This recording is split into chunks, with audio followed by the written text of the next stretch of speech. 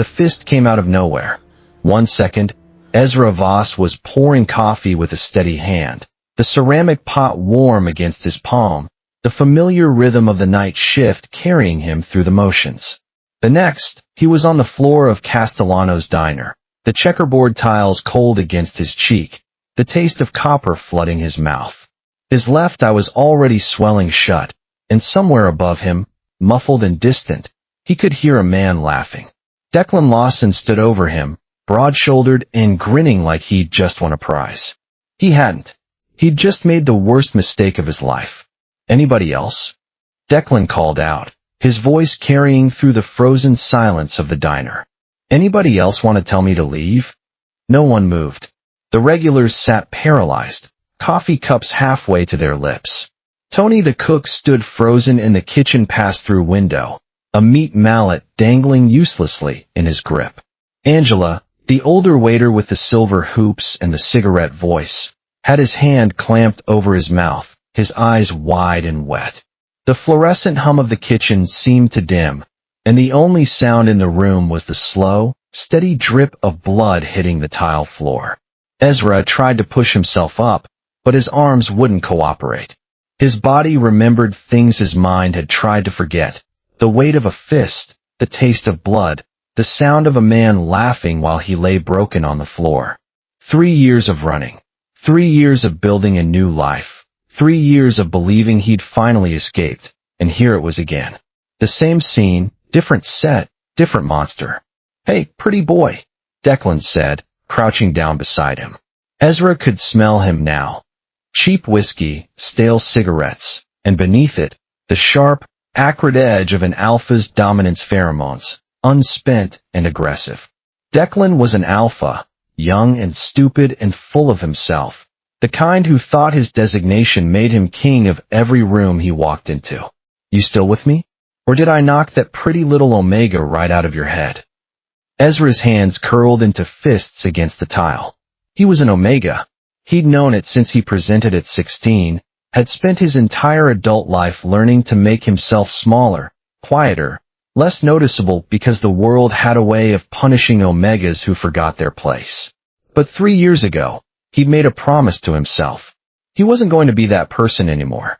He wasn't going to flinch, wasn't going to swallow, wasn't going to make himself small. He lifted his head. His vision swam, but he forced his good eye to focus on Declan's face. "Get out." The words came out as a whisper, but they carried. The whole diner heard them. "You're not welcome here." Declan's grin faltered. For just a second, something flickered across his face. Surprise, maybe, or the beginning of uncertainty. But then it was gone, replaced by the familiar arrogance of a man who'd never been told no in his life. "You're telling me to leave? You." He laughed again, but it was thinner this time. "You're a little Omega on the floor of a greasy spoon, and you're telling a made man to leave? I don't care who you are." Ezra's voice was steadier now. The shock was wearing off, and in its place was something cold and hard and ancient. The fire that had burned in him the night he'd walked out of Raymond Fletcher's apartment with a duffel bag and nothing else. "I don't care who you work for. I don't care what your designation is. You put your hands on me in this diner, and I want you gone." Declan's scent turned sour. The dominance pheromones spiked, filling the air with the cloying weight of an alpha trying to assert control. Ezra felt it press against his instincts, that primal urge to submit, to bow his head and bare his throat and let the alpha win. He'd spent years learning to fight that urge. He'd spent years learning that submission wasn't survival, it was surrender. "Listen here, you little." The bell above the front door jingled. Every head in the diner turned. Every breath stopped. Every thought in every skull was suddenly, irrevocably pulled toward the man standing in the doorway. He was older, silver at the temples, with a face like carved granite and hands that hung loose at his sides. He wore a long black coat that fell to his calves, and beneath it, a simple white shirt with the sleeves rolled up 1/4 turn. He didn't look angry. He didn't look anything at all. He looked like a man who had already made every decision he was going to make tonight and was simply waiting for the rest of the world to catch up. His scent hit Ezra a moment later. deep and dark and impossibly powerful, like rain on stone and old leather and something else, something that made Ezra's breath catch in his chest. It was the scent of a truly dominant alpha, not the raw, unrefined aggression of a young punk like Declan, but something older, steadier, more dangerous. This was the scent of a man who had been alpha so long he didn't need to prove it anymore. He simply was. Vincent Castellano stepped into his diner. He didn't speak. He didn't shout. He didn't even look at Declan at first. His eyes went straight to the floor, to the crumpled shape of Ezra Voss in his white apron, his dark hair loose around his face, a dark stain spreading slow across the checkerboard tile. Vincent looked at him for a long moment, and something in his face changed. Not anger. Anger was too small a word. It was something older than anger, quieter than rage. The look of a man who had just been reminded of every promise he had ever made and every rule he had ever written in blood on the walls of his own house. Then he raised his eyes. He looked at Declan Lawson. And Declan Lawson, the Maridetti enforcer, the untouchable, the invincible, felt something cold and wet start down his back. "Close the door, Mickey," Vincent said quietly. Mickey, the younger of the two men who had walked in behind Vincent, reached back and pulled the door shut. The bell jingled one last time, and the sound of it, the sound every regular in Castellanos had heard 10,000 times, suddenly felt like the last sound a man hears before a judge reads his sentence. "Mr. Castellano," Declan started. His voice cracked. "Mr. Castellano, listen." "Shut up." Declan, shut up. Vincent walked across the diner floor slowly, unhurriedly, the way a man walks in church. He passed Declan without looking at him and knelt down beside Ezra, his long coat pooling on the blood-stained tile. "Ezra," he said quietly, "can you hear me?" Ezra blinked. His good eye focused on Vincent's face, and for a moment he couldn't speak. He'd worked in this diner for 3 years, and in all that time, he'd never been this close to the owner. Vincent was a myth, a legend, a story the regulars whispered over their coffee. He was the man who ran half the neighborhood, the man who'd made this diner into sacred ground, the man who had exactly one rule and never, ever broke it. "I'm here," Vincent said. "I'm right here. Look at me, Ezra. Don't look at him. Look at me." Ezra's breath shuddered out of him. He forced himself to focus on Vincent's face, the silver at his temples, the lines around his eyes, the steady, unwavering gaze that held no judgment and no pity, only a calm, absolute certainty. "Help me sit him up," Vincent said over his shoulder. "Carefully. His neck might be. Don't touch me." The words came out of Ezra's mouth before he could stop them. His whole body was trembling, and he could still taste blood, and every instinct he had was screaming at him to get away, to run, to disappear. Vincent's hands stilled. He didn't move closer. He didn't push. He just waited. "I'm not going to hurt you," he said quietly. "I'm never going to hurt you. But you're on the floor of my diner, and that's not where you belong. Can you sit up? Just a little." Ezra's throat worked. He could feel the weight of the room on him. The regulars, the cook, Angela, the two men by the door, and the one who'd heard him, still standing there like an idiot, not knowing how close he was to. "Ezra." Vincent's voice cut through the haze. "Look at me." Ezra looked, and for the first time that night, something in him unclenched. He let Vincent help him sit up. The motion sent a wave of nausea through him, and his vision swam, but Vincent's hand was steady on his shoulder, and his scent was right there, dark and grounding, cutting through the sharp tang of Declan's aggression and the copper of his own blood. "You," Vincent said quietly. He wasn't looking at Declan. He was still looking at Ezra. "Sit with Angela. Can you do that for me? Just sit with him, and let him put something cold on your eye, and don't move until the doctor gets here." Ezra's mouth opened. "But everything else is taken care of," Vincent said. "Do you believe me?" Ezra stared at him. And somewhere, in the back of his mind, he knew that he shouldn't believe him. He'd been told things were taken care of before. He'd been promised safety and protection by men who turned out to be just as dangerous as the ones they were supposed to protect him from. But there was something in Vincent's eyes, something old and tired and deeply, bone-deep earnest, that made him want to believe. "Okay," he whispered. "Good boy." Vincent's hand squeezed his shoulder once, then let go. Angela. Angela was there in an instant, his arm around Ezra's shoulders, his voice a steady murmur in his ear. "Come on, kid. Come on, we got you. You're okay, you're okay." He helped Ezra to his feet and guided him to a booth in the corner, and all the while, Ezra couldn't stop watching Vincent. Vincent turned around. For the first time, he looked at Declan, and the room went cold. "I'm going to tell you what's going to happen," Vincent said. His voice was perfectly level. He spoke the way a surgeon speaks, precise and unhurried, every word chosen with care. "You're going to sit down in that booth behind you, and you're going to wait. You're going to wait while Dr. Russo comes in and tells me whether that Omega on the floor is going to open his eyes again. And depending on what Dr. Russo tells me, I will then decide what kind of phone call I make to Joey Maridetti tonight." Declan's face went white. "Mr. Castellano, please. I didn't know he was." "Didn't know he was what?" Vincent's voice cut through the air like a blade. "Didn't know he was an Omega? Didn't know he worked for me? Didn't know the name of the diner you walked into?" He gestured with one hand at the window behind Declan. "It's painted in 6-inch letters, son. It's written on the menu in your hand. It's stitched on the apron of the man you just put on my floor. So don't stand there and tell me you didn't know." Declan's jaw worked. His scent was sour now, rank with fear, and the dominance pheromones that had been so aggressive before had all but evaporated. He was an alpha, a born predator, but Vincent Castellano was something else entirely. Vincent didn't need to flash his teeth or puff out his chest.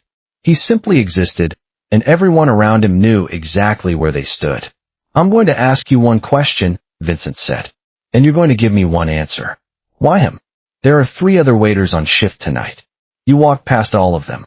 You sat down in his section, and the second he walked over, you started in on him. What?" Declan's mouth opened and closed. His eyes darted around the room, looking for an escape that didn't exist. "It was random," he said finally. "It was just random, I swear. Don't lie to me." Vincent's voice was still quiet, still level, but something in it had changed. The temperature in the room seemed to drop. "I have been running this diner for 26 years. In that time, nobody has ever thrown a punch on this floor. Not one single time. Do you know why? Because the rule is no violence in Castellanos.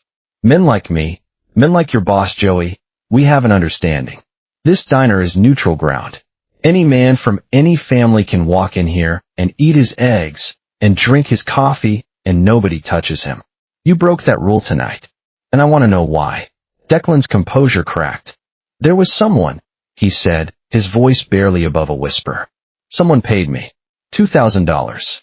He wanted me to scare him. He said he used to be his husband. He said the Omega ran off on him, and he just wanted him to come home. I didn't ask questions. I just took the money." Vincent went very, very still. "His name," he said. "Give me a name." "Raymond. Raymond Fletcher. From upstate. He's staying at the Belmont Arms, downtown. He's been there for 3 days. He wanted me to make it look random. I was just supposed to scare Ezra so badly he quit his job and packed his bag and got on a bus. That's all I was supposed to do." From across the diner, Ezra heard the name. His blood turned to ice. "Raymond. 3 years. 3 years of running. 3 years of hiding. 3 years of building a life in a city that didn't know his name and didn't care about his past. And Raymond had found him. He was going to be sick." Vincent's eyes didn't leave Declan's face. He stood there, motionless, and the silence stretched out so long that Declan started to tremble. "When I make my phone call to Joey," Vincent said finally, "I'm going to ask for your life. And I'm going to get it. Because Joey Maridetti and I have an understanding, and part of that understanding is that this diner is off limits. You broke that rule, and now you're going to pay for it." Declan's legs gave out. He collapsed into the booth behind him, his hands flat on the table, his whole body shaking. "But," Vincent continued, "before I make that phone call, I'm going to ask you one more question. And this time, you're going to give me a real answer. Declan nodded frantically, unable to speak. Were you planning to hurt him more than you already did? Was this going to be the end of it? Or was Raymond planning to be waiting at the bus station? Declan's face crumpled. He was going to be at the bus station. He was going to be there to take him home. He said he just wanted to talk to him, but I didn't believe that.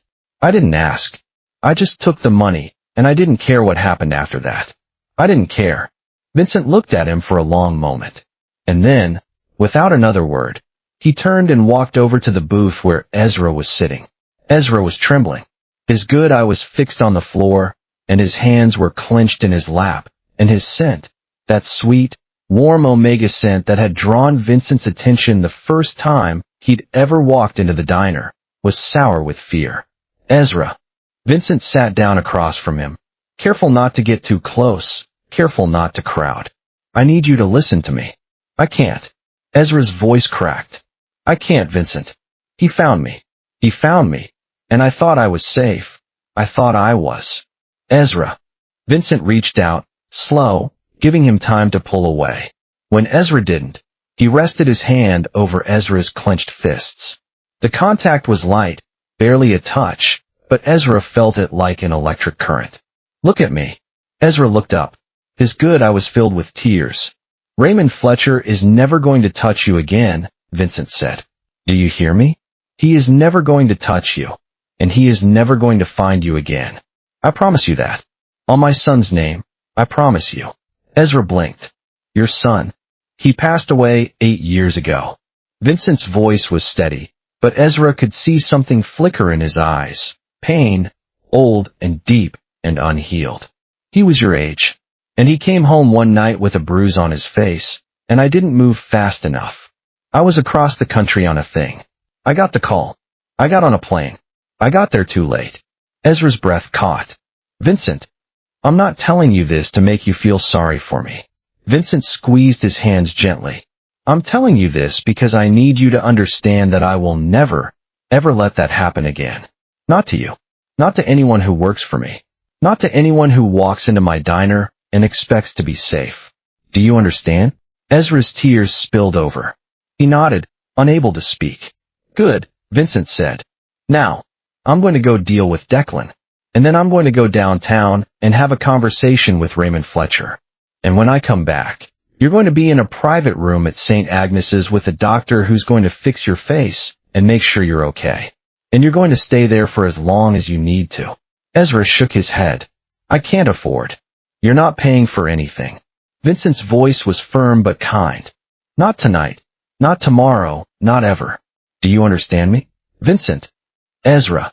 He waited until Ezra's eyes met his again. I've been running this diner for 26 years. I've never broken my own rule. And I'm not going to start now. But you have to let me do this.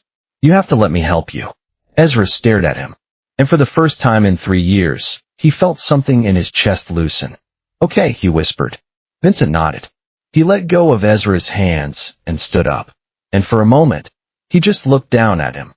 This small, fierce Omega who had somehow survived everything the world had thrown at him and still had the strength to stand up and say get out. Vincent had seen a lot of things in his life.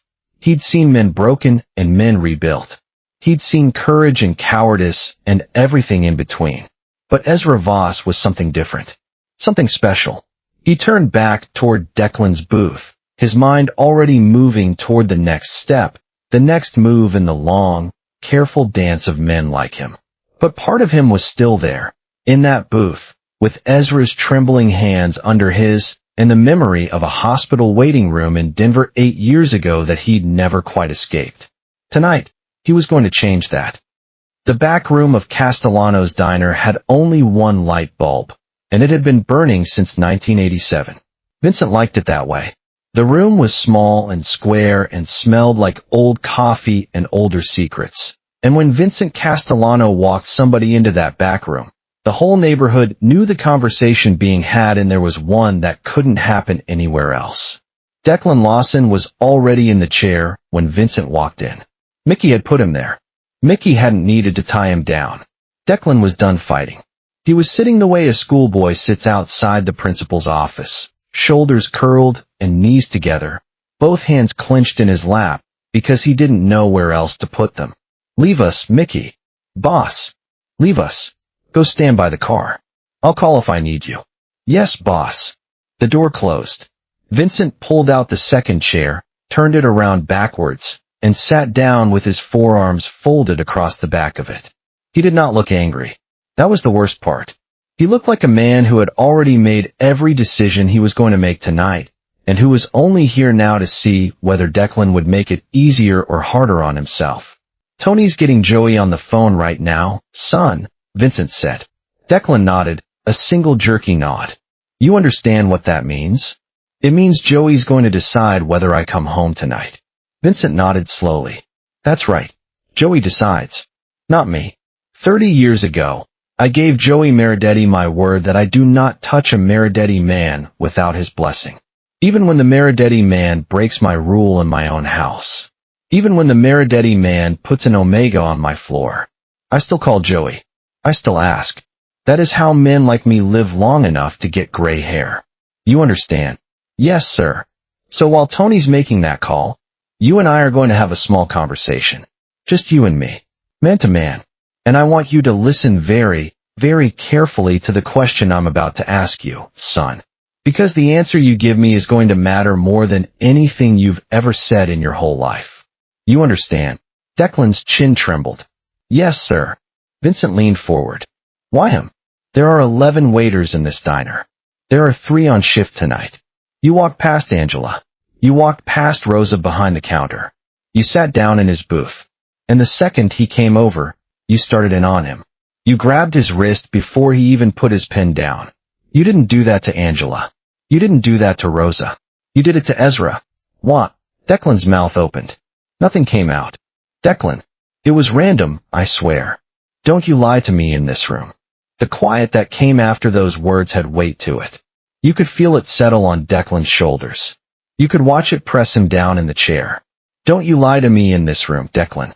Because if Joey Maridetti comes on that phone in 3 minutes and tells me to let you go, and then 6 months from now, a year from now, I find out that you walked into my diner tonight with a name in your pocket, and that name was his, you're going to wish Joey had said something else on that phone call. Do you understand me, son? Declan started crying. Not the loud crying from before. The quiet kind. The kind that comes from a place a man doesn't usually visit. He said I just had to scare him, Declan whispered. Mr. Castellano, he said nobody was going to get hurt. He said Ezra was going to see me come in, and he was going to run out the back, and I was just supposed to make him run. I was just supposed to scare him so bad he quit his job and packed his bag and got on a bus. And who said that, Declan? Declan swallowed. A guy in a bar. Paid me $2,000. I never saw him before. I swear to Christ, Mr. Castellano. I swear on my mother's grave. His name, Raymond Fletcher. From upstate. That's all I got, sir. That's all I got. He was just some guy in a bar with a picture in his hand and $2,000 in an envelope. He said the Omega used to be his husband. He said he ran off on him. He just wanted him to come home. That's what he said, sir. I swear to God. I didn't know. I didn't know he was. I didn't know. Vincent Castellano did not move. He did not blink. He sat there, forearms folded on the back of that chair, for a count of 5 full seconds. In those 5 seconds, Declan Lawson would later swear that he watched the temperature in the room drop 10 degrees.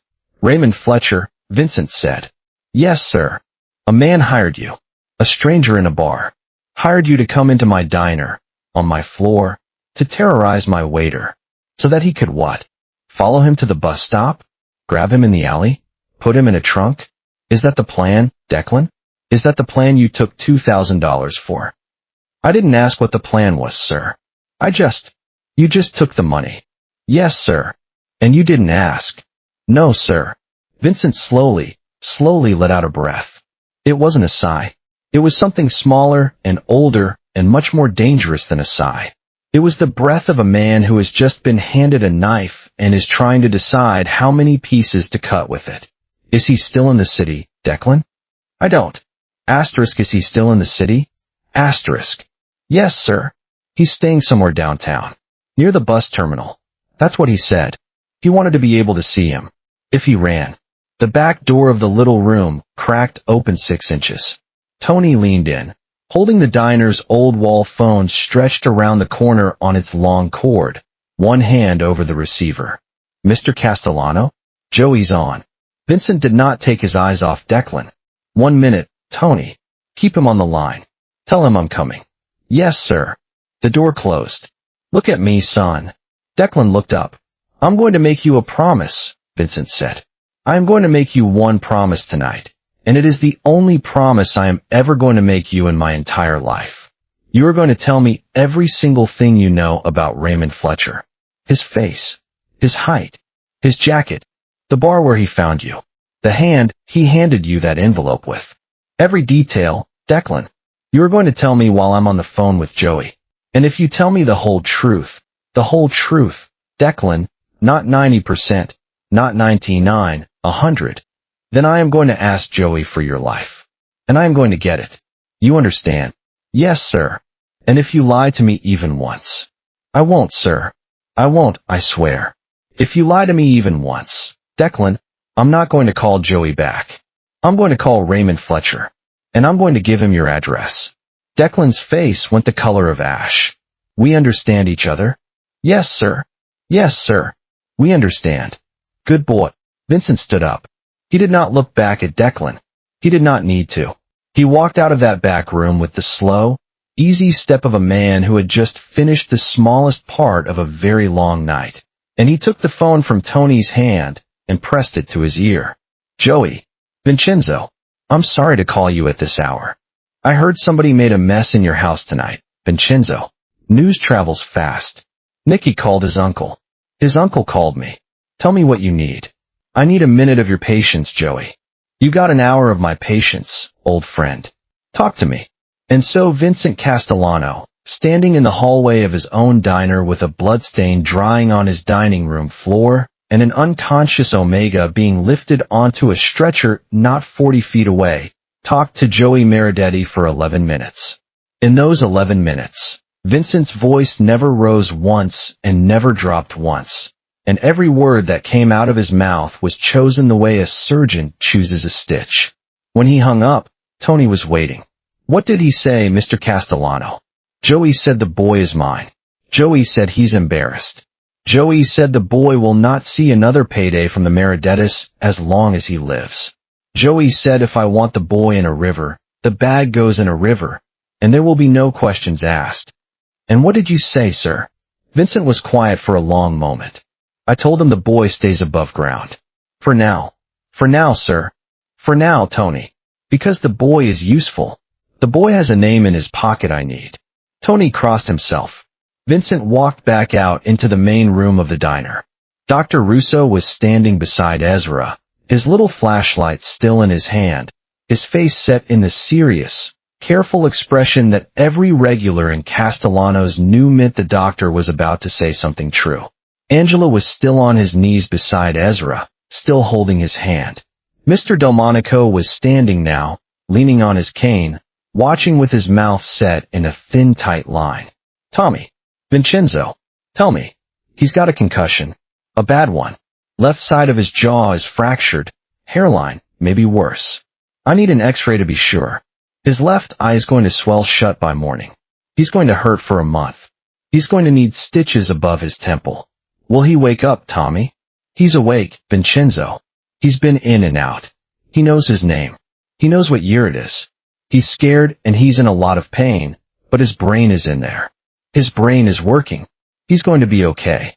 Vincent closed his eyes for one long second.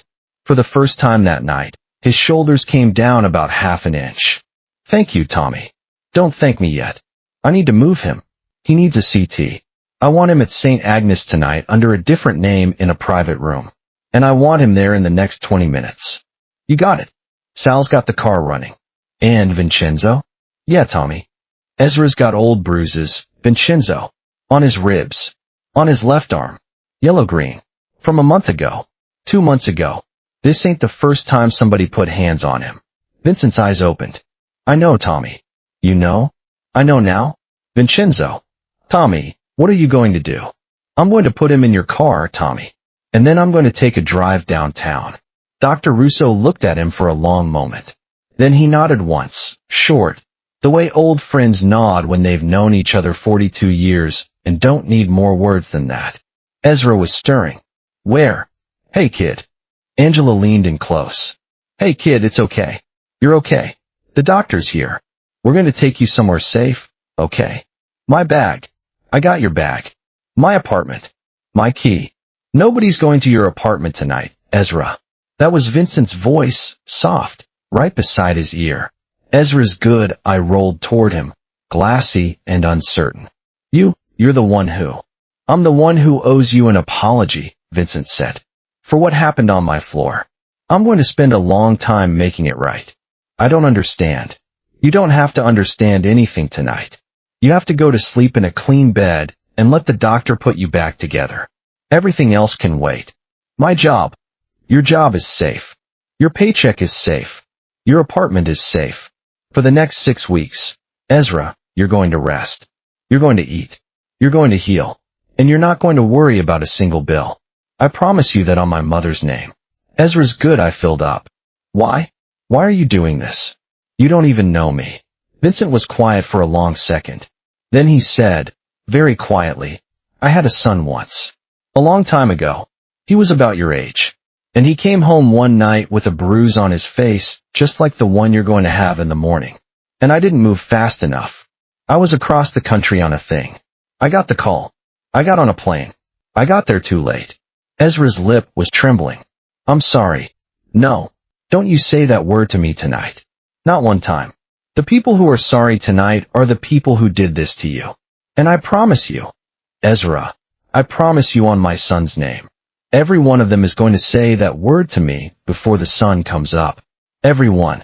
Ezra blinked slowly. There's more than one. Yes. Raymond, Ezra whispered. It was Raymond, wasn't it? He sent someone. I know, Vincent said gently. I know his name. You are safe now. Go to sleep. Ezra closed his good eye. Dr. Russo and Sal lifted the stretcher together, careful, and carried him through the back hallway and out into the car that was waiting in the alley with the engine running. Angela rode with him.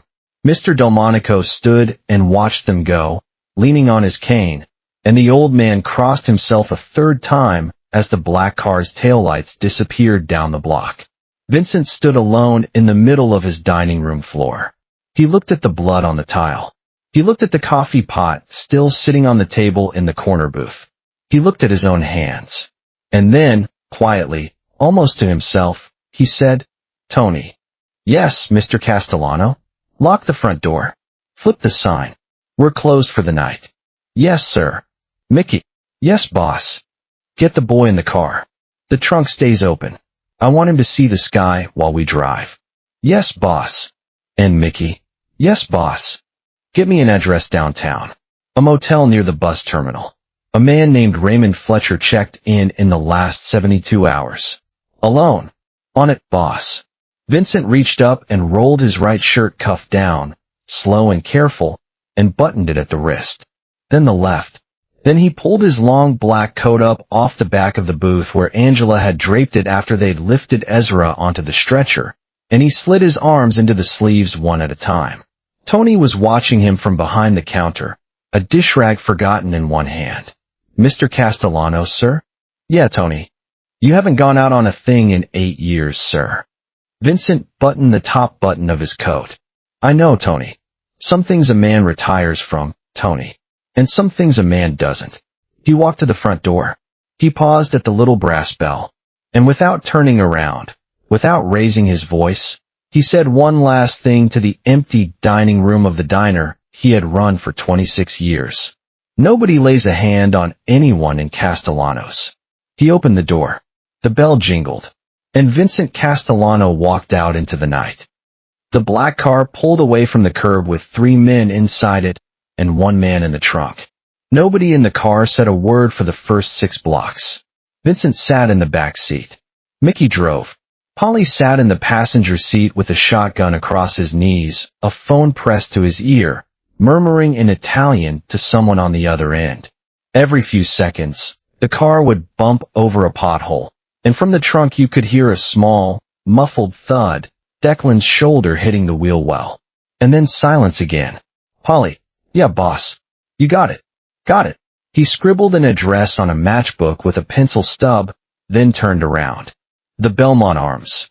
Room 212. Checked in Tuesday afternoon under the name Ray Fletcher. Paid 3 nights in cash. The clerk said the guy's been going out every evening around 7, coming back around 2 in the morning. Real regular. Real quiet. He's in the room right now.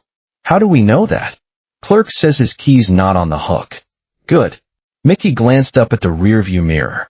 Boss, you want me to take the long way? Take the long way, Mickey.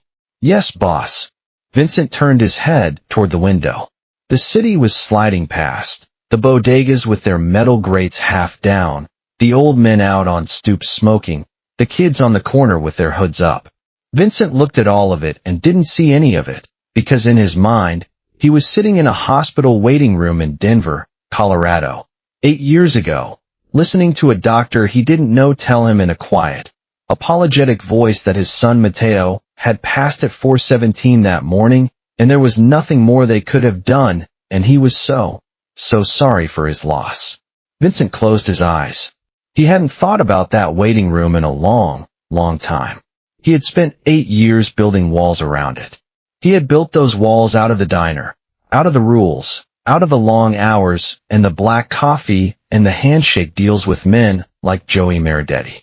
He had built those walls so high that for weeks at a time, he could forget there was anything on the other side of them at all.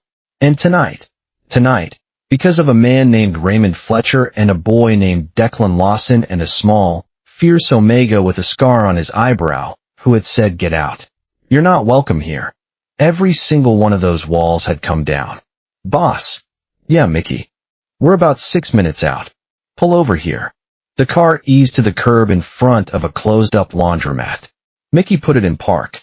Polly turned around in the front seat, his eyebrows raised, but he didn't say anything. He just waited. That was the thing about Polly. Polly had been with Vincent for 31 years, and Polly knew when to wait. Polly. Yeah, boss. Open the trunk. Bring him up here. Front passenger seat. Mickey, you're going to step out and have a cigarette for 10 minutes. Yes, boss. Polly, you stand by the back door. Hands free. Yes, boss. A minute later, the passenger door opened and Declan Lawson was dumped into the front seat like a sack of wet laundry. His eyes were red. His cheeks were wet. There was a streak of dirt across his forehead from the inside of the trunk. He didn't turn around. He stared straight ahead out the windshield, because he knew without being told, without even wanting to know, that Vincent Castellano was sitting directly behind him, and that the only thing Vincent had to do to end Declan's life right now was lean forward once. Declan. Yes, sir. You ever been to the Belmont Arms? Once, sir. Just once. About a week ago. That's where Raymond paid me. In his room. You went up to his room? No, sir. He came down. He didn't want me up there. But you saw him come out of the elevator? Yes, sir. What floor? Second floor, sir. I heard the bell ding. Good boy. Vincent was quiet for a long moment. Then he said, conversationally, almost kindly, Declan, I want you to tell me about Ezra. Declan's whole body twitched. I don't know him, sir. I swear to. Not tonight, Declan. The picture Raymond showed you in the bar. Tell me about the picture. Declan swallowed. His hands were clenched in his lap. It was a photograph. Like an old-fashioned one from a photo lab, you know? Not a phone picture. It was of Ezra. Younger. Maybe 5, 6 years ago. He was smiling in it. He had long hair. And there was a man in the picture with him. His arm around him. Raymond. Yes, sir. Describe him. He's big, sir. Not as big as me, but big. 6 foot, maybe a little more. Heavy in the shoulders. Reddish hair going gray at the temples. Blue eyes. Real pale blue. He's got a scar on his knuckles, right hand. Like an old break that healed wrong. I noticed it when he handed me the envelope. What does he wear? A brown leather jacket. Old one. And cowboy boots, sir. Real cowboy boots. He said he used to work on ranches out west.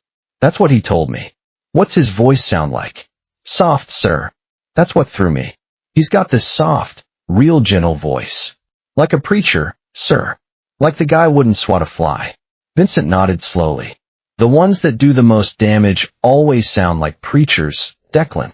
Yes, sir. What did he tell you about Ezra? Declan swallowed again. His hands were clenched so tight his knuckles were white. He said he was his husband. He said he stole money out of their joint account and ran. He said he made up stories about him to his family. He said everybody believed him because he's pretty and people always believe a pretty face. And he said all he wanted was to talk to him. Just talk to him. He said if he'd just come home, he'd forgive everything. And you believed him? Yes, sir. For $2,000, I believed a man I never met when he said his Omega was a thief and a liar. Declan, when he handed you the envelope, when you saw the scar on his hand, when you heard that soft preacher voice of his, did any part of you, son, think this man is lying to me?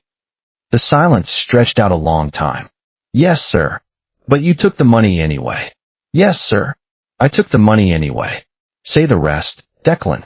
Declan's face crumpled. Because I didn't care, sir. Because it wasn't my problem. Because I wasn't the one who was going to have to deal with what came after. I took the money because I didn't care what happened to him, sir. I didn't care. Vincent Castellano was quiet for a long time.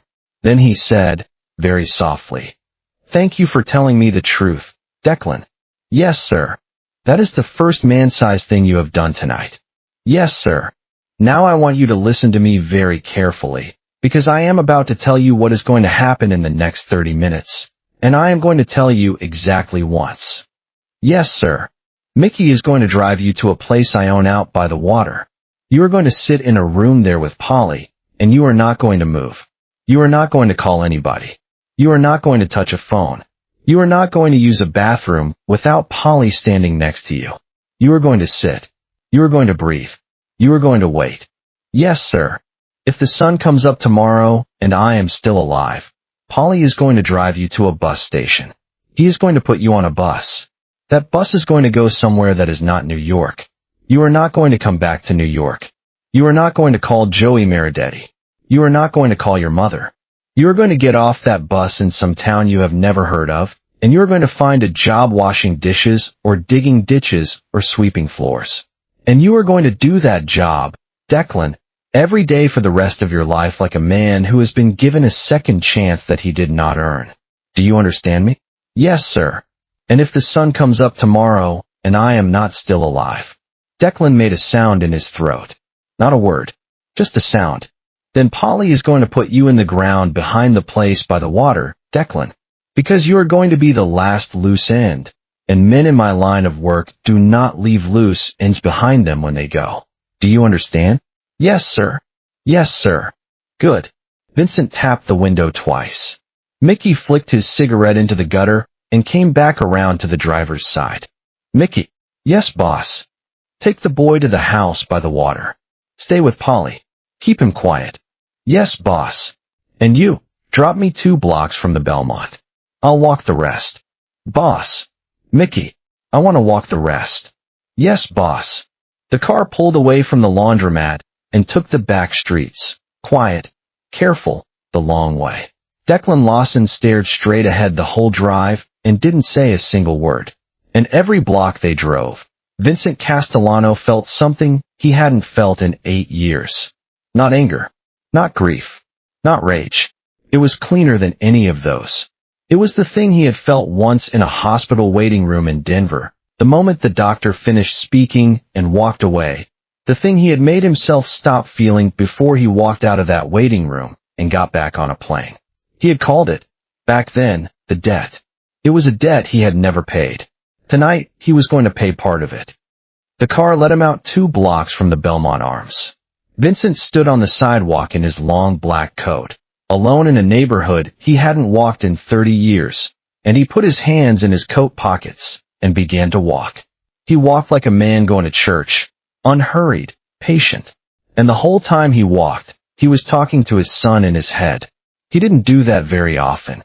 He had mostly stopped doing it, because it hurt too much, and because Mateo had never answered, and because 8 years was a long time to talk to somebody who wasn't there. But tonight he talked to him. He told him about Ezra on the floor of the diner. He told him about the bruises Dr. Russo had found on his ribs. He told him about the soft-voiced man at the Belmont Arms. And he told him that his father was sorry.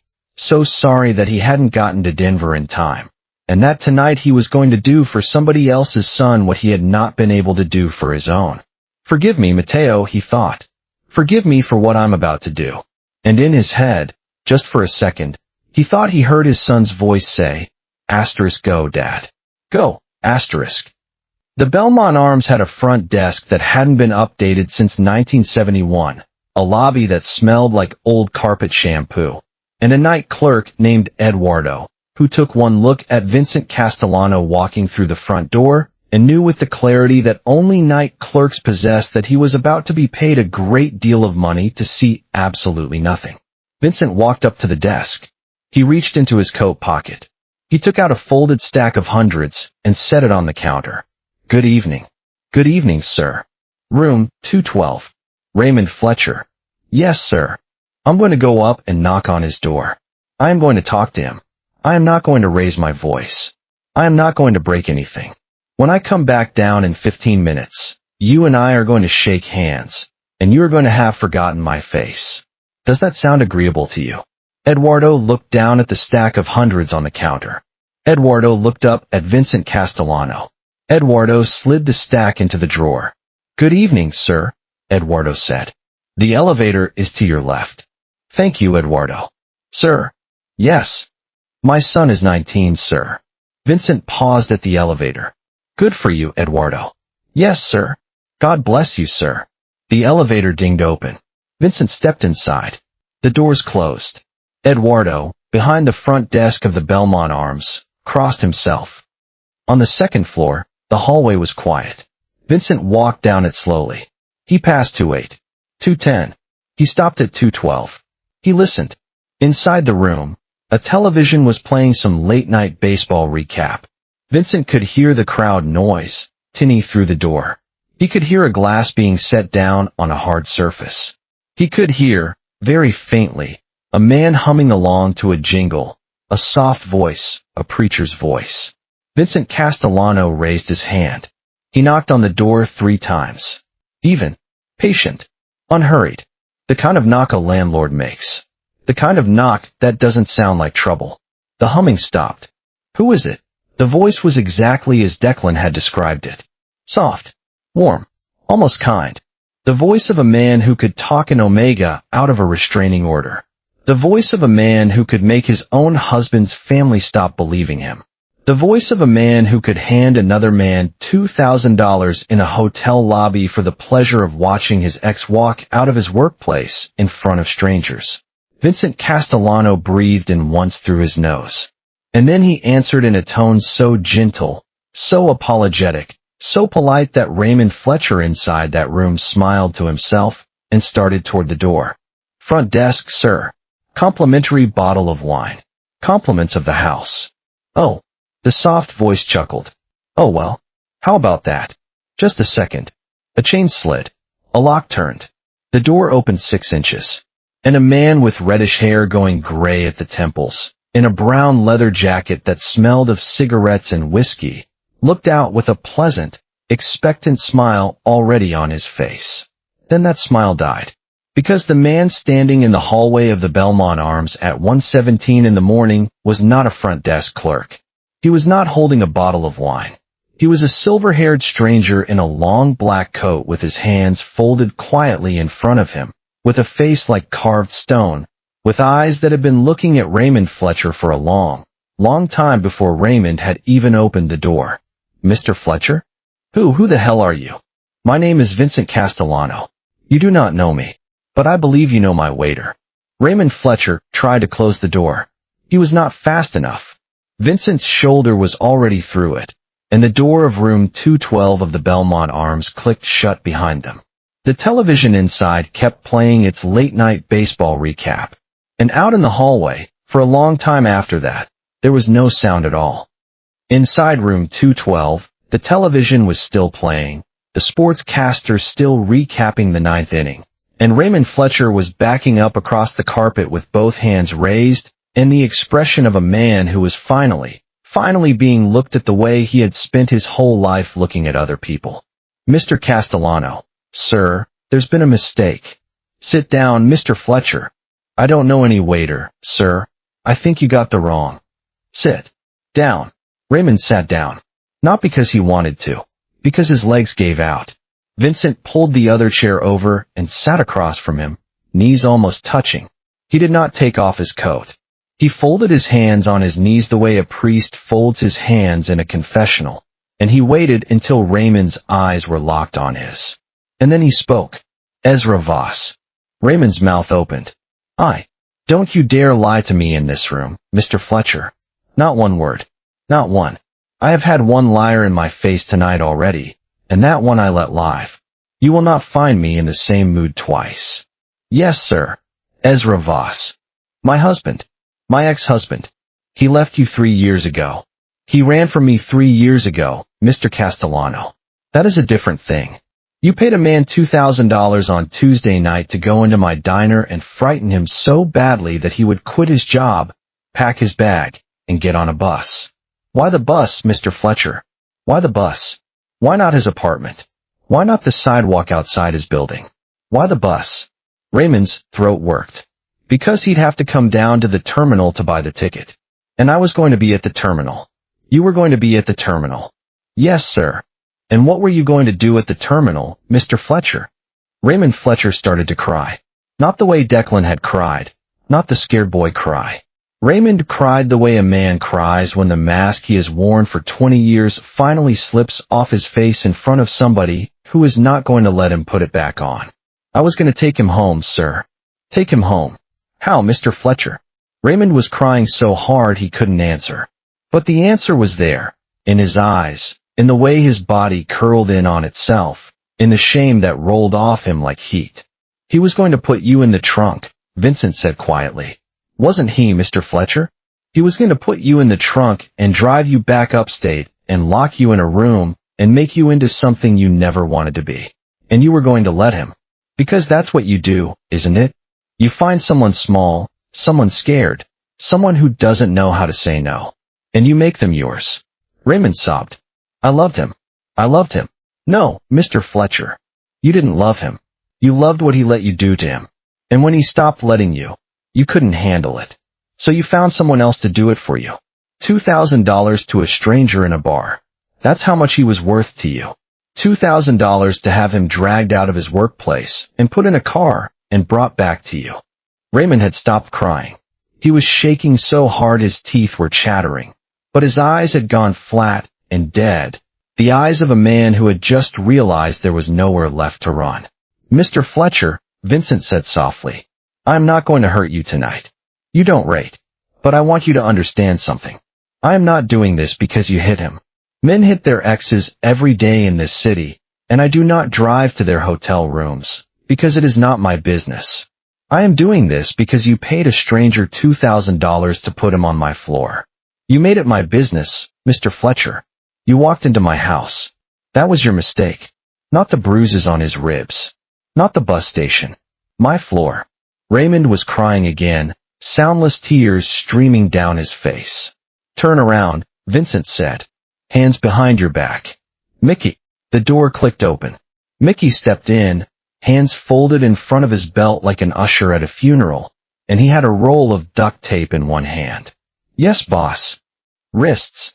Ankles. Mouth. No marks on the face. Yes, boss. He's going with us to the place by the water. He is not going to leave the place by the water. Mickey? Understood, boss. Raymond Fletcher made a sound in his throat that was not a word. Vincent turned his head toward him, almost kindly. Mr. Fletcher, he said, I want you to understand something. You are going to a place where no one will ever find you. You are going to sit in a room, and you are going to think about everything you did. And when you've thought about it long enough, you're going to disappear. Do you understand? You are going to disappear from the world, and no one is ever going to know what happened to you. Mickey. Yes, boss.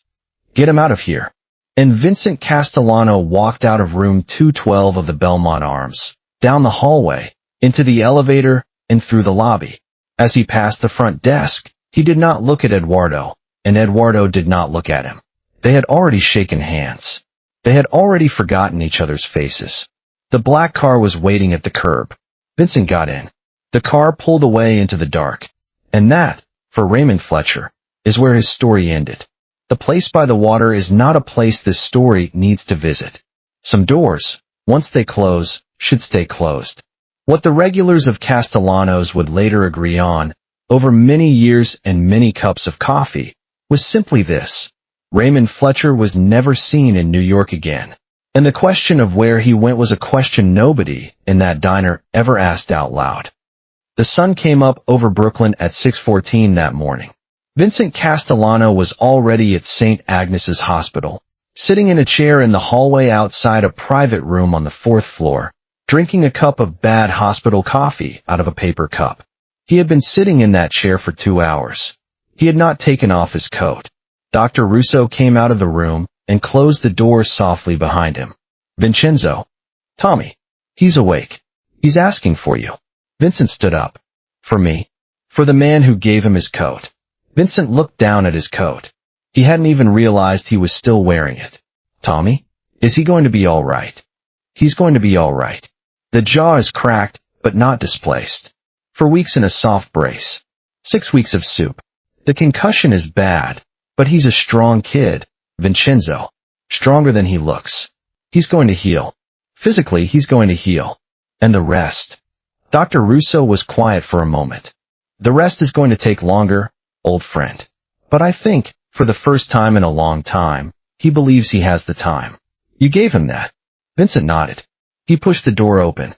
Ezra Voss was sitting up in the hospital bed, propped against 2 pillows. The left side of his face was a watercolor of purple and yellow, his left eye swollen shut, a thin white bandage wrapped around his temple. He looked impossibly small in the bed, like a boy in a man's body. But his good eye, that one eye, turned toward the door, and when it landed on Vincent, it filled with tears. Hi, Ezra said quietly. Hi. Vincent walked to the chair beside his bed and sat down slowly, carefully, the way a man walks in church. How are you feeling? Like a truck hit me. That's about right. Vincent smiled, just a little. Ezra, I need to tell you something. Ezra's good eye widened. Raymond Fletcher is never going to see you again, Vincent said. Not on the street. Not at a bus stop. Not in the window of a coffee shop. Not in the corner of your eye on a busy sidewalk. Never. I want you to hear me say those words, and I want you to believe them, because they are true. You are never going to see him again. Ezra's good eye overflowed. He turned his face toward the pillow, and he cried. Quiet, shoulder-shaking crying. The kind of crying that comes out of a man who has been holding his breath for 3 years and is finally allowed to let it out. Vincent sat in the chair and did not touch him, because he did not have the right to touch him. But he stayed. He stayed while Ezra cried. He stayed while his shoulders shook. He stayed until eventually Ezra's breathing slowed and evened out, and he turned his face back toward him. Vincent, Ezra's voice was raw. Why? Why did you do all this for me?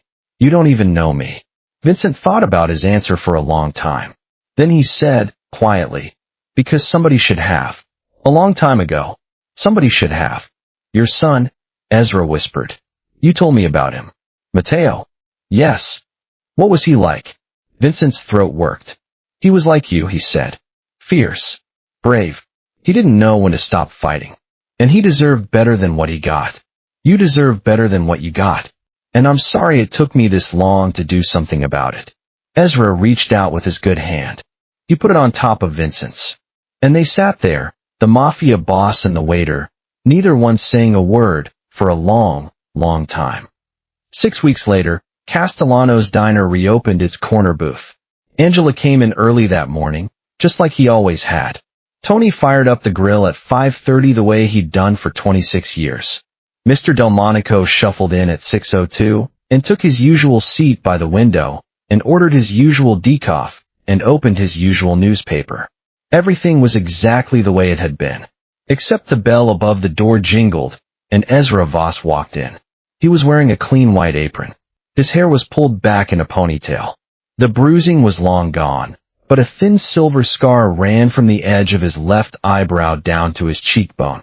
A scar he no longer tried to hide with makeup, because he had decided at some point in the last 6 weeks that his scars were allowed to be seen now. He looked different. It took Angela a second to figure out why, and then he figured it out. Ezra was walking into the room with his head up. "Kid," Angela breathed. "Kid, look at you." "Hi, Come here. Come here, come here." He wrapped him up careful of his still healing ribs, and held him for a long time. And half the regulars in the diner started clapping, because that's what regulars do. Mr. Delmonico stood up behind his newspaper and clapped too. Tony the cook came out from behind the counter, wiping his hands on his apron, his eyes wet. And somewhere in the middle of all of it, Ezra Voss started laughing. Really laughing. The kind of laugh that came out of his chest and surprised him. The kind he hadn't made in a very long time. "I missed you all," he said. "I missed you all so much." "We missed you too, kid." Angela pointed. "Your booth's waiting." Ezra walked over to the corner booth. The booth where a man had grabbed his wrist 6 weeks ago. The booth where he had stood, pen in hand, and said, "Get out. You're not welcome here." He stood in front of it now. He put his hand on the back of the vinyl seat.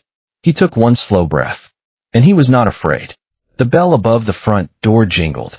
Vincent Castellano walked in, wearing his long black coat, his hands in his pockets. He looked exactly the way he'd looked the night he'd walked in and ended everything, and exactly the way he'd looked 6 weeks ago sitting in a chair beside a hospital bed, and exactly the way Ezra realized he'd probably looked for the last 30 years.